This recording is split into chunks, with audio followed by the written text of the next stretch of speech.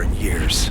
All the drugs and therapy in the world could never get me to talk about what I went through. But when I passed out, I couldn't escape it. The past came rushing back. It was 1971 again, and I was back in Nam.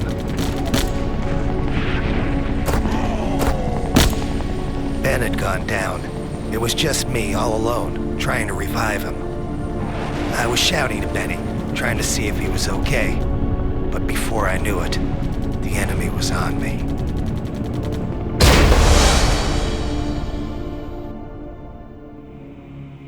They put us into some stinking hole, 25 feet below the ground. Benny was in bad shape. I didn't know how long he was gonna hold out. Seems like forever I was screaming for someone to come and help him. Then one day, we had a visitor.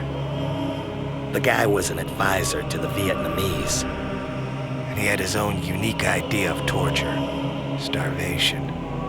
Benny was on his last legs, and I wasn't far behind. 5 days without any food will bring any man to the edge. And the advisor said the only way I was going to survive was to eat. He gave me a knife and started laughing. He said if I wanted food, I'd have to make do with whatever I could find in the hole. I tried to block out what was happening. I knew what he wanted me to do, but there was no way I was going to give him the satisfaction. Benny died 2 days later. I couldn't look at him. I didn't even want to think about it. It's amazing the things you'll do to survive. I think Benny would have understood.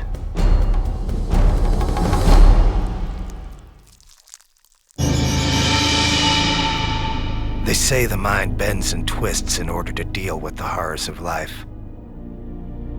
I think my mind bent so much it snapped in two. When a platoon of GIs freed me 2 weeks later, they tried to take the helmet off. I killed 4 of them before they took me down. After that, they shipped me back to the States and put me in the asylum. But now I have a chance to get even with the man who pushed me over the edge and made Benny die.